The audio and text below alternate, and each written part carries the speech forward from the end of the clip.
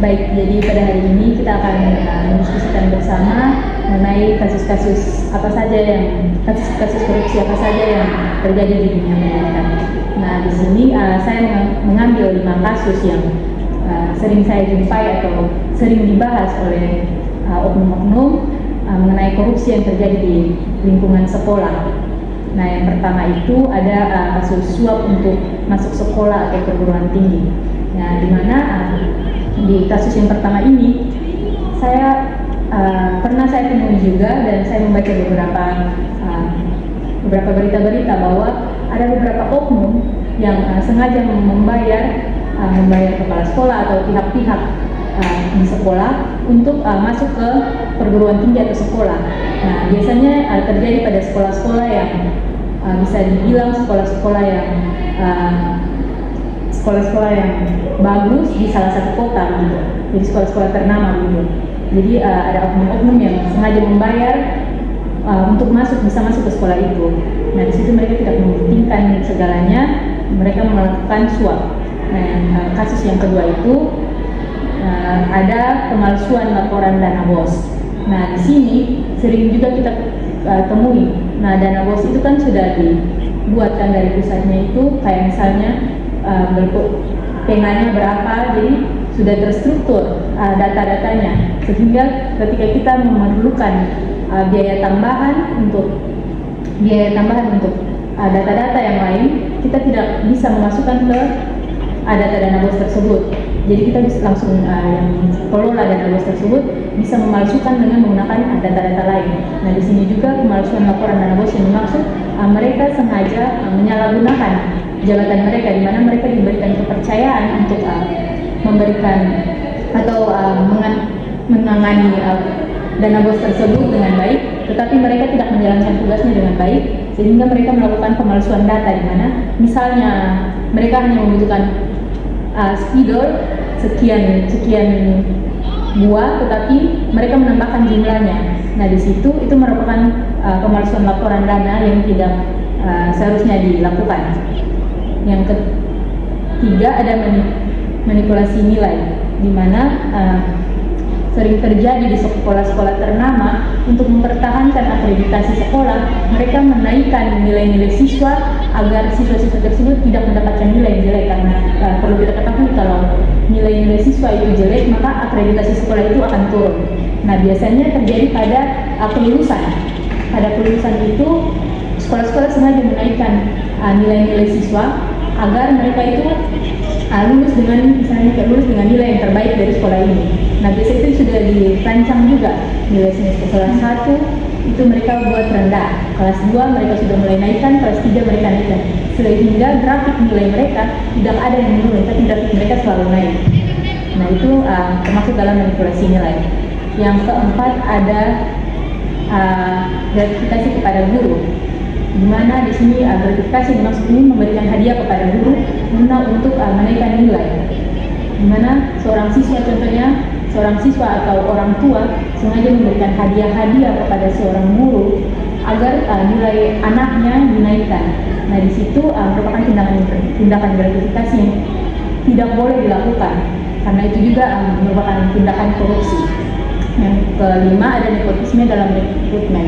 Nah, yang saya angkat kasusnya di sini yaitu ketika terdapat juga di Kota Kupang, tapi saya tidak tahu di sekolah mana, tapi saya hanya mendengar di Kota Kupang ada beberapa sekolah yang merekrut tenaga kerja atau guru-guru yang merupakan anggota keluarga mereka sendiri. Mereka tidak memikirkan daya pengetahuan dari guru tersebut, tapi karena ada hubungan kekeluargaan dan ada faktor kasihan, maka mereka merekrut guru tersebut tanpa adanya tes-tes yang seharusnya dilakukan.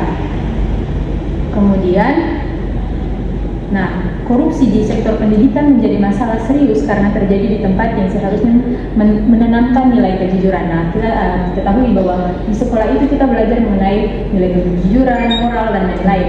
Nah, sedangkan di sekolah juga terdapat banyak korupsi yang tidak diketahui atau menurut mereka ini kecil, tidak akan ketahuan, tapi lama-kelamaan maka hal itu akan terungkapkan. Kemudian kita mengidentifikasi masalah korupsi. Yang pertama itu ada suap untuk masuk sekolah atau perguruan tinggi. Untuk masalah yang pertama, penyebabnya di sini yaitu sistem seleksi tidak transparan, tekanan sosial, lemahnya integritas, dan kurangnya sanksi.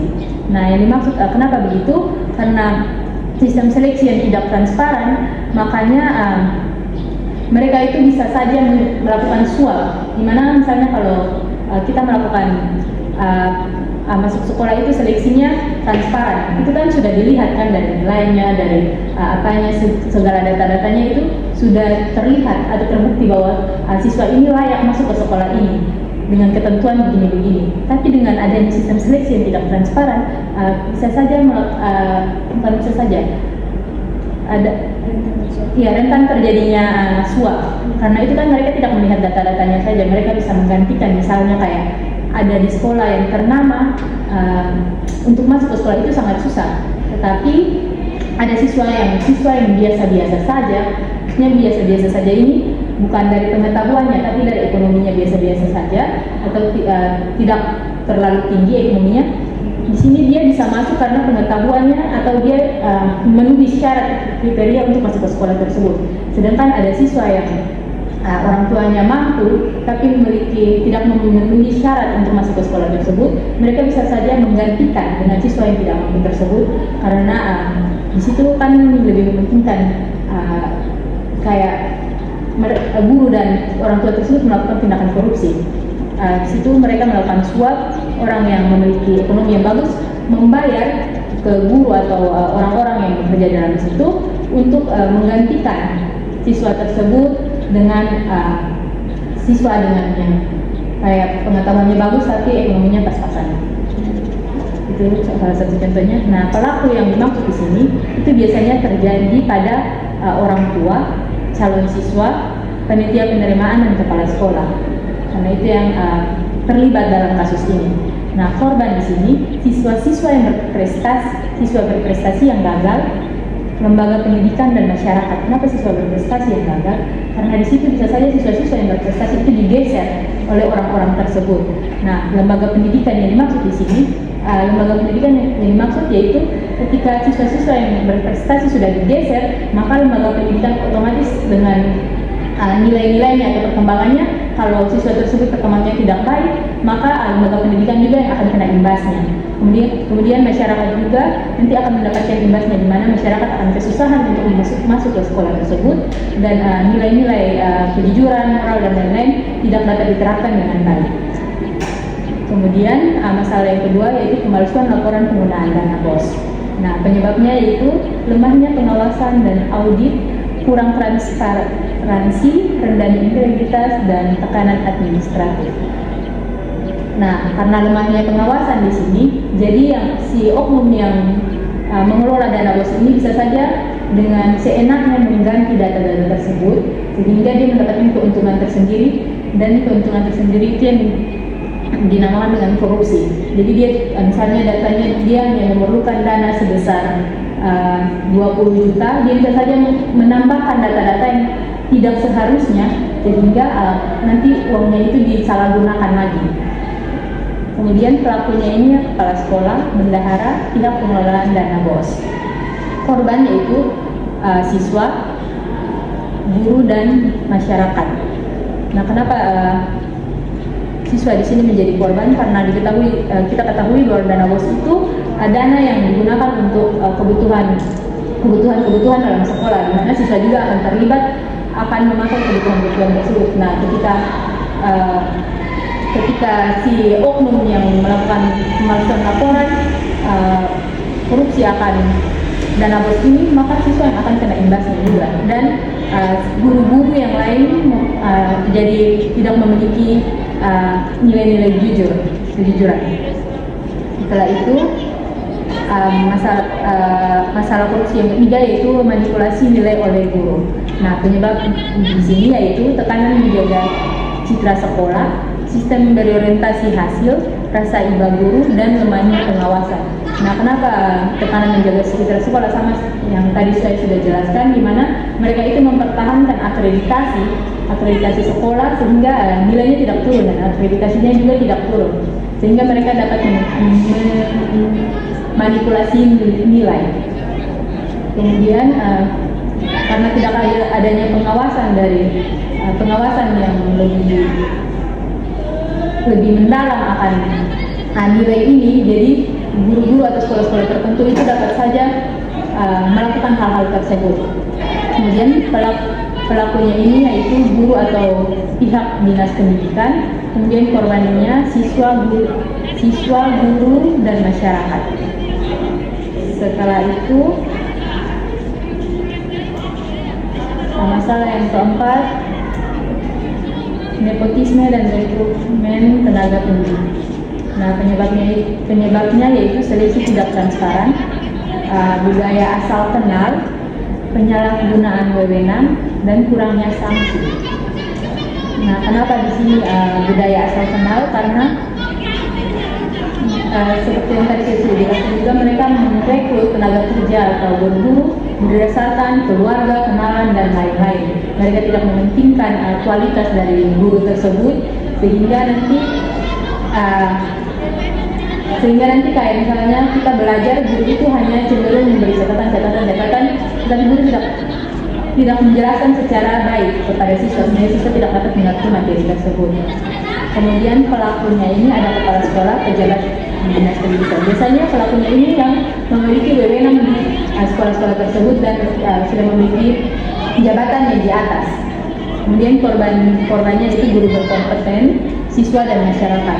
Nah, di sini korban yaitu guru, karena kasihan juga guru yang sudah memiliki potensi atau memiliki kemampuan yang seharusnya mendapatkan pekerjaan tersebut, harus digantikan dengan oknum-oknum yang hanya memiliki hubungan keluarga dengan kepala sekolah dan lain-lain, sehingga mereka dapat kayak di sini kayak posisinya ditukar dengan guru yang berkompeten dan guru-guru yang hanya asal kenal saja begitu.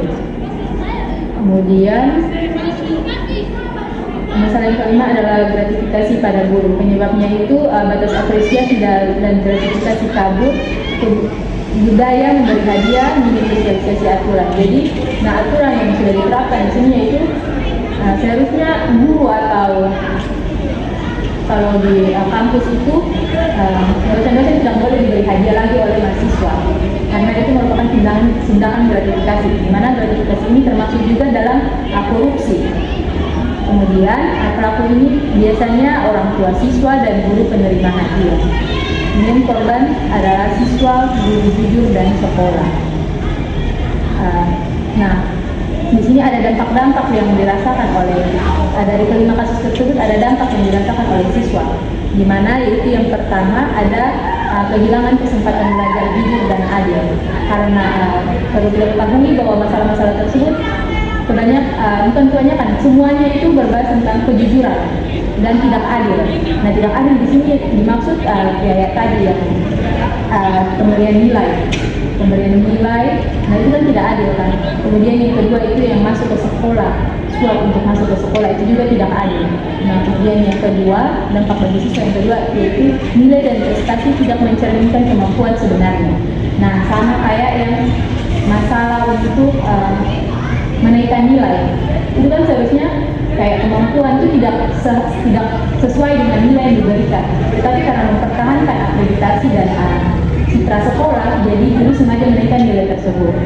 Nah, itu juga akan berdampak pada siswa, di mana mereka akan melanjutkan, misalnya dari SMA ke kuliah. Dari SMA siswa guru menaikkan nilai siswa itu kayak pesat, naik sangat tinggi, sedangkan sampai kuliah mungkin mereka kayak tidak tahu apa-apa. Nah, itu sangat berdampak. Yang ketiga, terbentuk mental tidak jujur karena terbiasa dengan jalan pintas. Ya, tentu saja. Karena dengan hal-hal begitu merupakan sudah ditanamkan dari dalam diri sendiri bahwa ini hal yang tidak baik dan sering dilakukan. Berarti dan tidak ada dampak yang langsung timbul, sehingga siswa itu dapat berpikir bahwa saya melakukan ini tidak apa-apa karena tidak ada hal-hal sanksi-sanksi yang akan menimpa saya. Jadi mereka tuh kayak sudah ada kebiasaan untuk tidak jujur. Kemudian ada kualitas belajar menurun akibat fasilitas dan guru yang tidak kompeten. Nah, guru yang kompeten itu sangat berguna untuk siswa, karena ketika kita memiliki guru yang pengetahuannya tidak sesuai, maka siswa juga akan merasa ingin tahu, siswa itu akan menurun. Jadi siswa juga jadi malas untuk belajar dan lain-lain.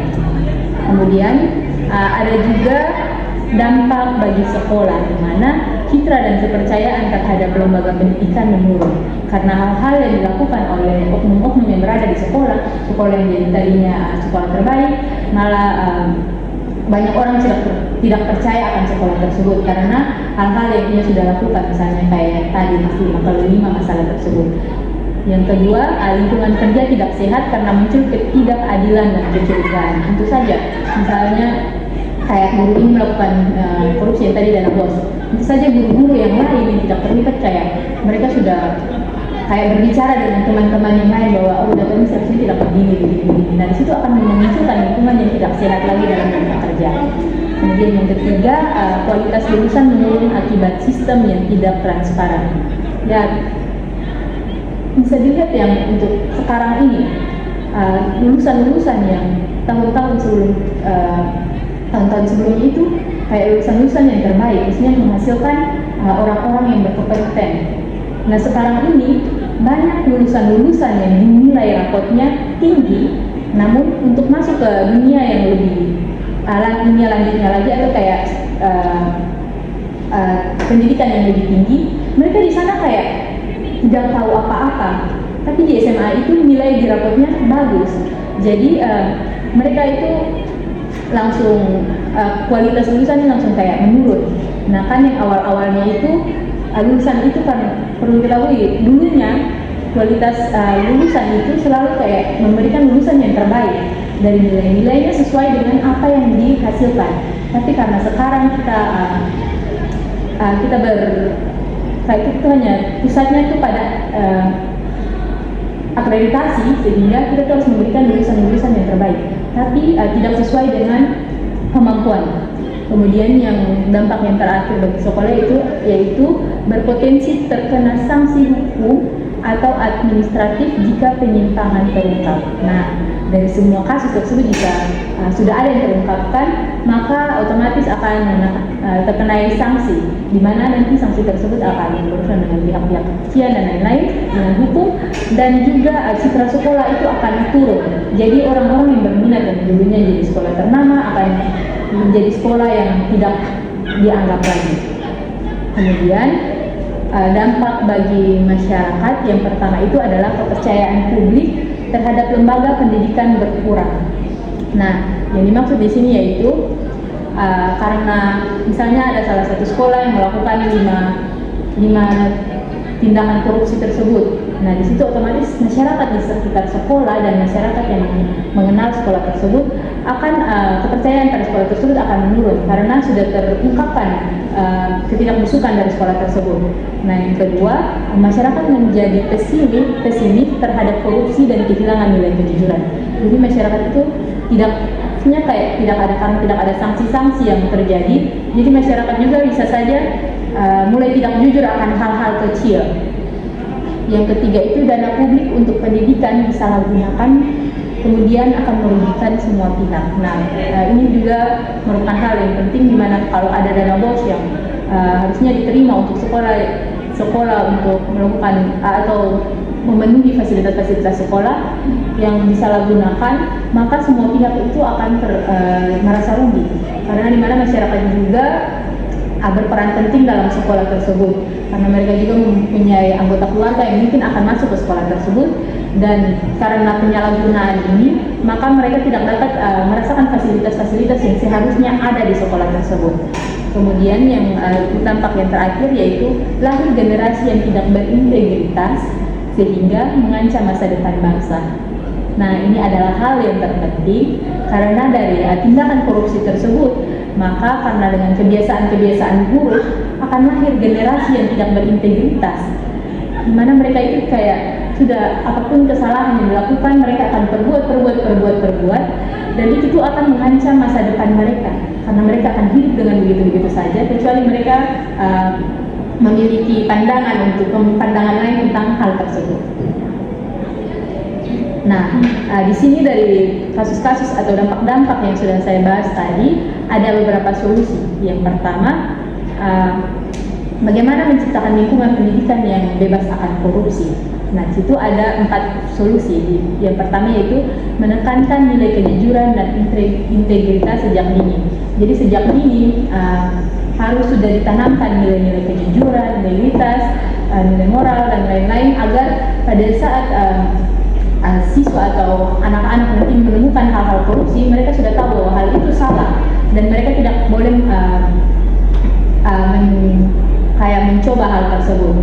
Yang kedua itu menerapkan sistem transparan dan akuntabel dalam keuangan dan seleksi siswa. Ya, sistem transparan tentu saja sangat berguna, karena di situ kita bisa secara terang-terangan bisa melihat siapa saja yang pantas untuk masuk ke sekolah ini, siapa saja yang tidak. Jadi di situ tidak ada lagi kecurangan. Nah, yang ketiga itu memperkuat pengawasan internal dan eksternal sekolah. Yang keempat, memberikan sanksi tegas bagi pelaku korupsi.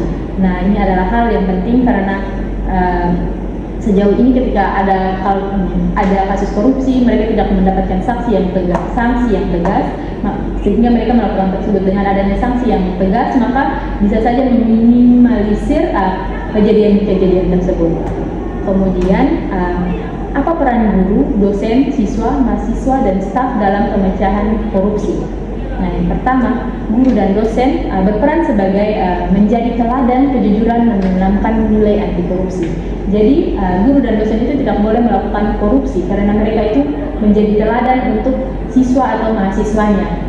Mahasiswa melihat mereka dan memandang mereka dan meniru mereka. Jadi mereka itu menjadi pusatnya siswa atau mahasiswa. Jadi mereka tidak boleh melakukan korupsi di situ.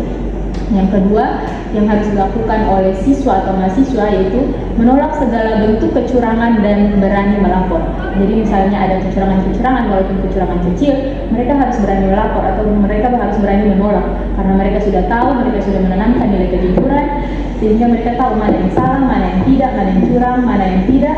Mereka sudah harus berani menolak itu semua.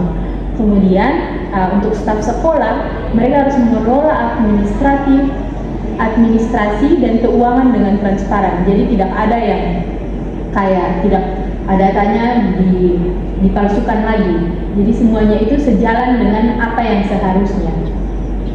Untuk semua pihak menjaga integritas dan saling mengawasi. Jadi semua itu bukan saja dari dinas yang mengawasi, tapi semua pihak tuh dapat mengawasi teman-temannya atau sesamanya.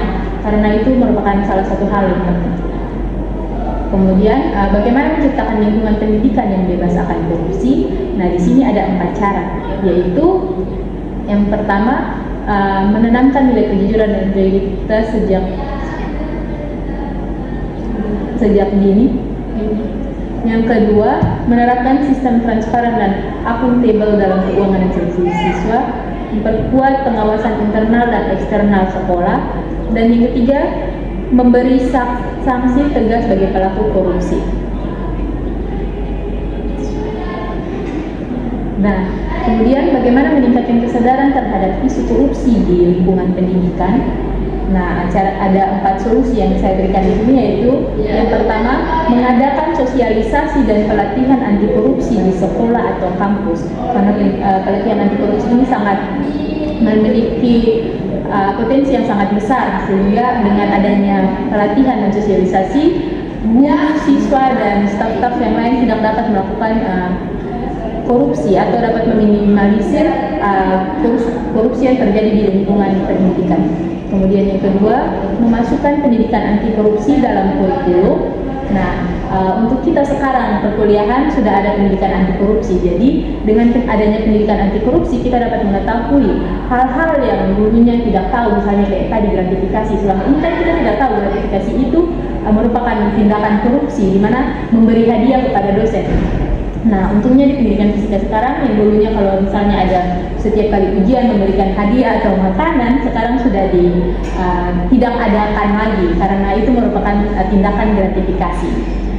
Nah, kemudian menyelenggarakan kampanye, lomba atau seminar bertema integritas, dan yang keempat, membangun budaya apresiasi terhadap perilaku jujur dan bersih. Nah, kesimpulan yang dapat saya ambil di sini yaitu korupsi di dunia pendidikan merupakan masalah serius yang merusak nilai kejujuran, keadilan, dan kualitas pembelajaran.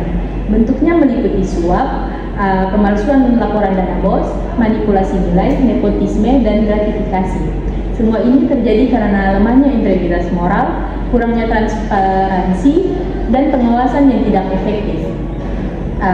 Sehingga untuk mengatasinya dibutuhkan komitmen bersama antara pemerintah, guru, siswa, dan masyarakat untuk menekankan integritas, transparansi, dan akuntabilitas. Pendidikan harus kembali menjadi sarana pembentukan karakter yang jujur dan beretika agar lahir generasi berintegritas yang mampu mewujudkan dunia pendidikan bebas korupsi. Nah, sekian dari materi yang saya bawakan. Mungkin ada pertanyaan dari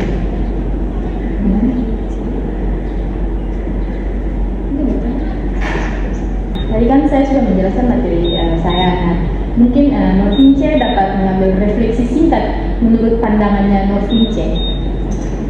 Terima kasih. Jadi kan berdasarkan apa yang sudah dijelaskan tadi mengenai bentuk-bentuk korupsi yang terjadi di lingkungan pendidikan, terkhususnya di sekolah tadi itu sebenarnya sudah kita mengambil pelajaran bahwa menerapkan nilai kejujuran.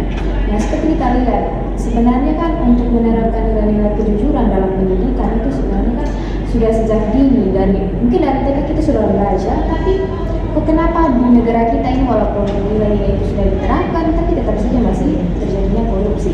Nah, jadi itu jadi pelajaran penting bagi kita, apalagi kita sekarang di dunia pendidikan ya, tapi sudah di perguruan tinggi. Kita sudah mendapatkan mata kuliah tentang pendidikan anti korupsi. Jadi setelah kita pelajari nilai-nilai kejujuran moral, bagaimana cara kita berperilaku sesuai dengan aturan dan tidak melakukan korupsi, itu sebenarnya tidak saja kita pelajari dan kita dengar, tetapi kita terapkan. Nah, mungkin orang-orang di luar sana yang melakukan itu sudah terlanjur melakukan, tapi alangkah baiknya kalau kita saat ini belajar dan berusaha untuk menghindari hal tersebut. Baik, terima kasih atas refleksi yang sangat bagus dan ya dapat memberikan solusi. Itu merupakan salah satu solusi juga untuk mencegah tindakan korupsi karena kita sudah belajar akan hal tersebut. Sekian dan terima kasih.